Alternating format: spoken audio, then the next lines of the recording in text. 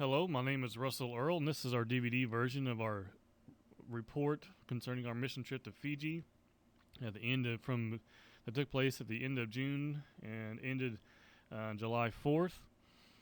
And we provided this DVD for those who were unable to be present when we gave a report in person. And so when we think about our mission trip to Fiji, the first question we ask is, where is Fiji? When we were talking about going overseas and doing a mission trip, that's one of the first questions I asked. I didn't know where Fiji even was at. As you see there on the map, it's east of Australia and north of New Zealand. And if you look up to the north, a little bit to the northwest of Fiji, you can see the Marshall Islands where I was last year. And so it's actually quite a bit further south. I think it's even further south than what this map portrays. It makes it look like a lot closer than what it really is. But it's quite a bit further south from the Marshall Islands. And here's a close-up of the islands of Fiji. And Suva there, the red star, is where we are at. Suva is the capital of Fiji, and that's where we were working during our time in Fiji. How did we get to Fiji? Well, Fiji is not a short trip. There's no short way or quick way to get there. And this map shows how we went. We left Tulsa and flew into Denver, from Denver to Los Angeles, and then took about a 10.5-hour flight from Los Angeles to Fiji. And we actually landed on the west side of the island and then had to take another flight to the southeast corner of the island to Nassori.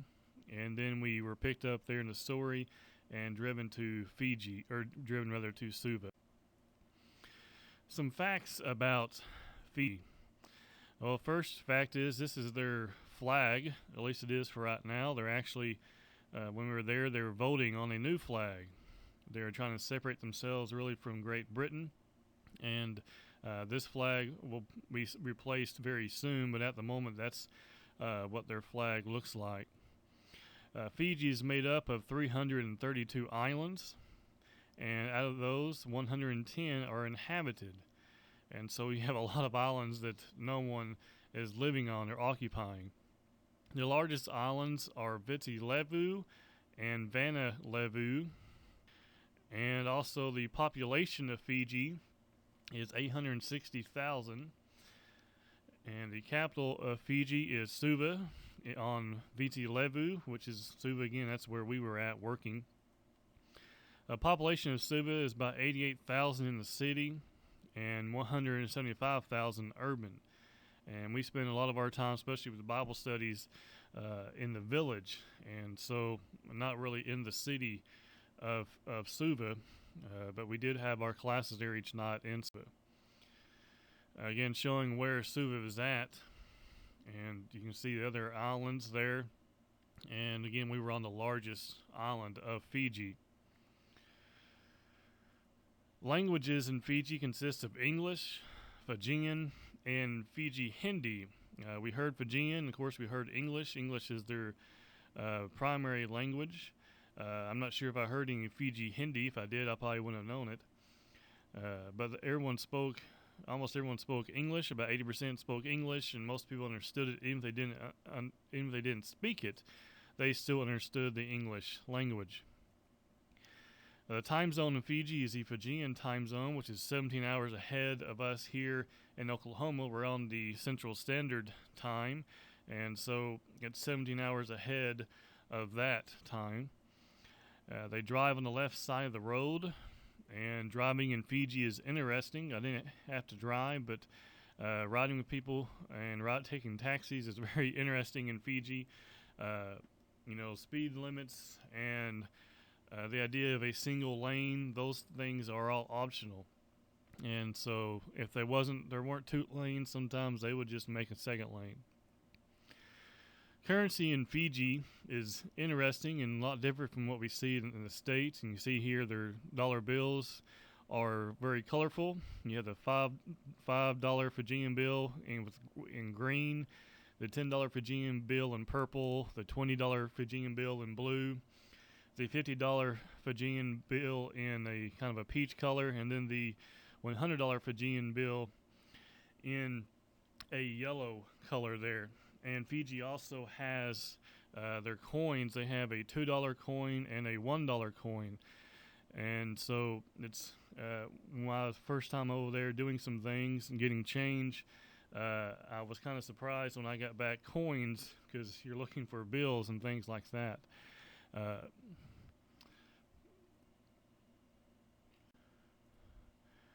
The next question we look at on our Fijian mission trip is, why did we go? And we have there on the screen Matthew 28 verse 19, "Go therefore and make disciples of all nations," part of the Great Commissions, to go and to preach and teach the gospel.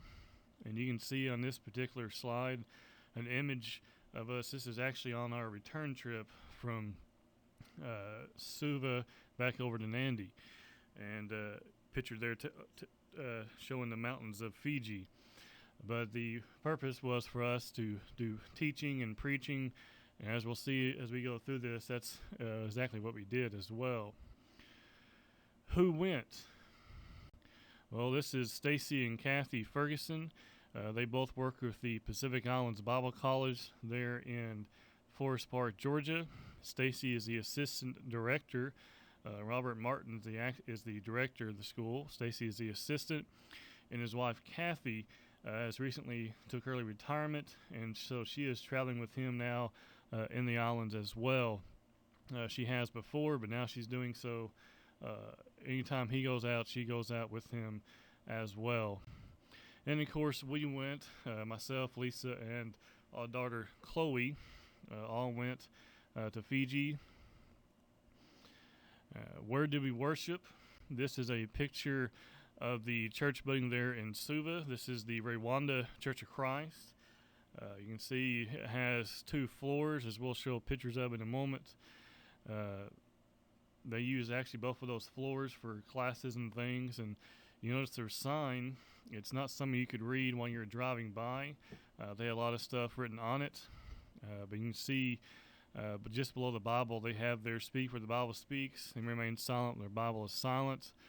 They have the words "non-denomination" on the sign, and then all their times of service.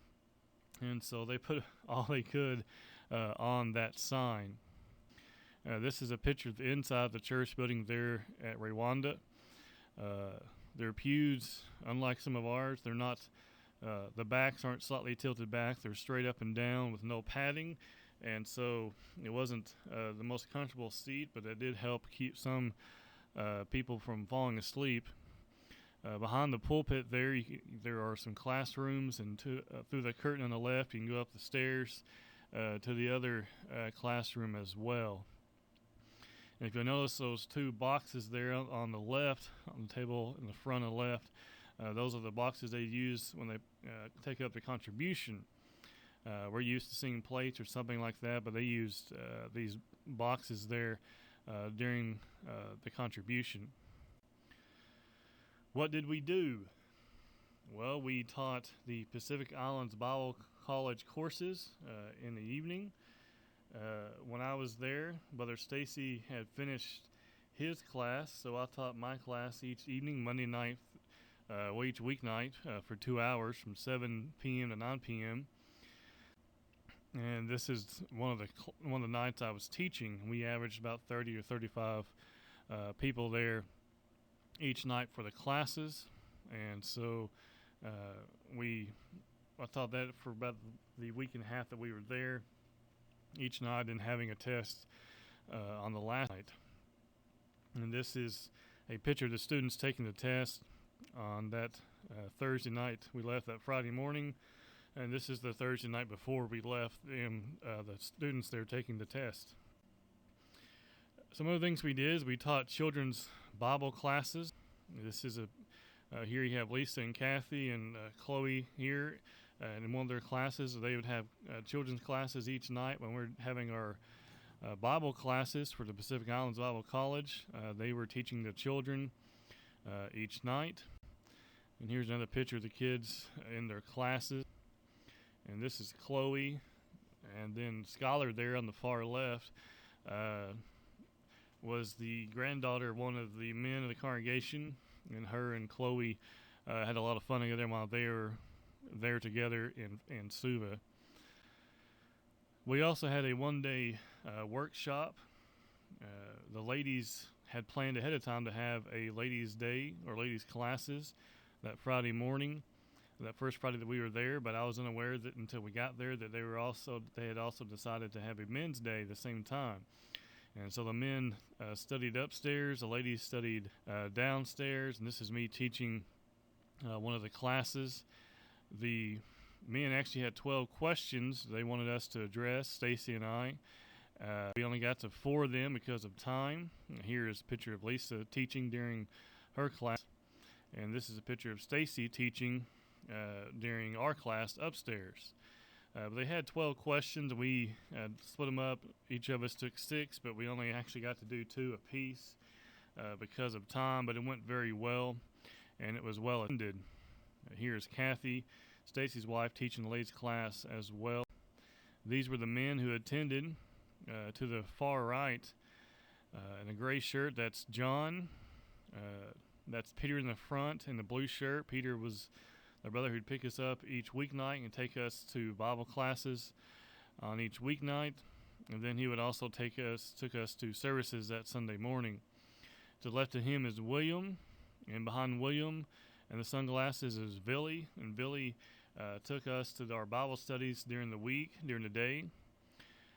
In front of Billy, the older gentleman there in the glasses, that's Bob.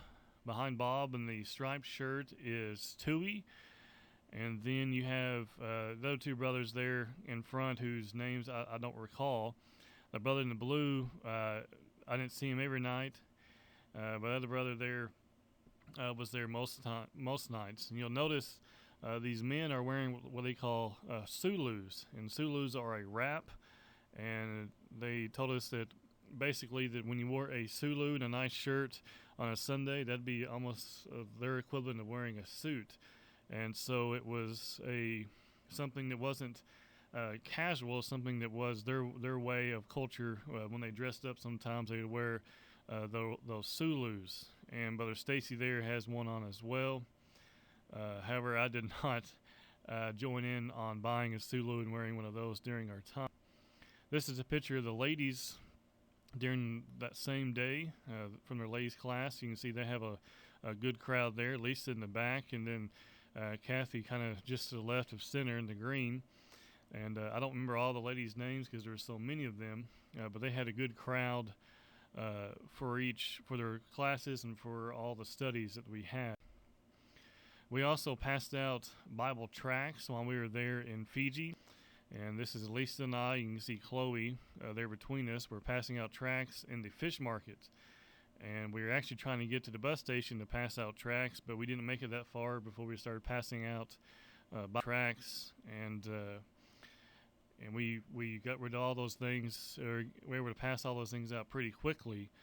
People took them pretty gladly and willingly. We also set up correspondence courses. And this is what I was doing here. Ladies, all these ladies, 3 or 4 of them that were sitting right in front of me, signed up for the Bible correspondence course. And we had several that day sign up for those courses. The reason I have my hand up holding up that tarp is because the wind was whipping through there, and to keep it off my head, like many others, I was holding my hand up trying to keep it off me so I can continue talking to those ladies who were in front of me.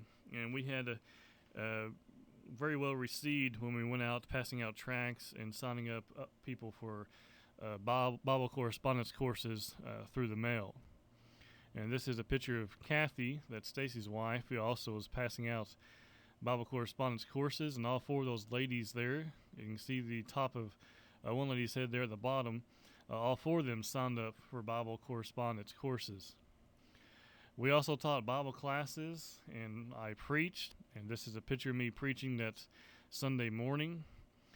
During Bible class that Sunday morning, I taught a lesson on Bible authority. And then during the Sunday morning worship, I taught a lesson on daily Christian living.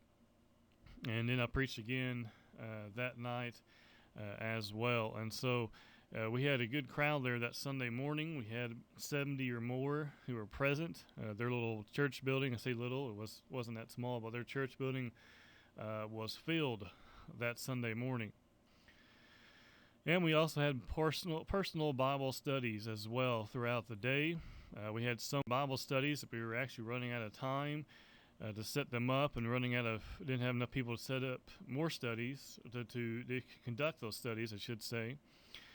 This is me and Papa that Thursday night rather. And here we have Kathy, and the ladies went out. They had 2 studies each morning. That Monday through Friday, that full week that we were there, they had studies each morning. And so this is Kathy there, and Lisa was with them as well. She's taking some of these pictures. And the lady who they're studying with is there in the orange. And you can see Kathy and then the 2 sisters from the church. And then Skylar and Chloe there in front as well. And Lisa taking the pictures. She was there for all the studies as well. We also had 2 baptisms while we were there in Fiji. Here, Brother Stacy is baptizing Tui, and he was so tall that his head actually hit the baptistry. So when he leaned him back, he actually kind of pushed him down a little bit to get him completely underneath the water. But that was one of the weeknights of the full week that we were there. I think it was a Tuesday or maybe a Wednesday night. And then Friday morning, the morning that we're actually going to leave that afternoon. But that Friday morning, we had a baptism. I baptized Papau there Friday morning in our pool at the hotel.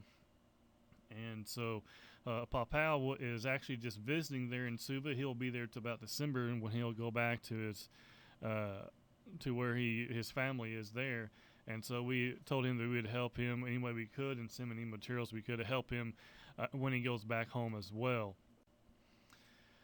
Where did we stay? We stayed at a hotel there in Suva. And this is a picture. You have a full-size bed and 2 twins and a couch. We really didn't know all that was going to be in there. When we got there, we just got what they had available. And so we were actually upstairs, and Stacy and his wife were down. We're on the 2nd floor. We were on the 3rd floor. And so originally we were supposed to be basically just a room or 2 apart, but we were put upstairs, and so this is where we were at. And this is a picture of the kitchen. We stay in a hotel that has a small kitchenette so that we can prepare meals and not have to eat out so much. And so we were eating there in the hotel in the mornings, and then several nights throughout the week. Most of the time when we went out to eat, it was just for lunch. During the day after a study, we'd get together with Stacy and Kathy, and we would go out to eat lunch together. This is a picture from the balcony, or of the balcony rather, and you can see the white pipe coming up from behind the air conditioner. We'd string up our clothesline, 2 clotheslines, one to one end of the rail and one toward the center, so we could have 2 lines, and we'd wash our clothing there in the sink with the laundry soap and rinse it out, and then wring it out and hang it up to dry there on the clothesline. It was too expensive to allow the hotel to do it, and sometimes they don't do a very good job, so you better off just doing it yourself. And this is the view from the hotel. From this view, you would see we had 2 cruise ships that came in while we were there, and every time they did, the whole town got busy, and everyone at a market or at a store would ask you if you were from the ship, because when you went through there, they would sometimes increase their prices for the tourists coming off the ship, and they would even ask you, are you from the ship? Where do they live? Well, this is, of course, in the city they have apartments and things, not too different from what we saw in the hotel, some better and some a little bit rougher. And this is a picture of one apartment complex. One of the brothers we visited to encourage, actually lived behind this in a house. He had lost his wife within the last year, and then when we got there to visit with him, he told us that his son had been killed by the police the week before. But we were able to encourage him, and he had began attending the Bible classes during the week, and then attended services on Sunday. So we were thankful that we were able to encourage him. This is another picture of which you would see out in the village when you're going out, passing out Bible tracts and doing your Bible studies. And this is a more common picture of what you would see out in the village. It's interesting is even though you see they have a little bit rough accommodations, some of them still had their large flat screen TVs. And in that respect, some ways, they're not too different from some other people in the world today. They like their television.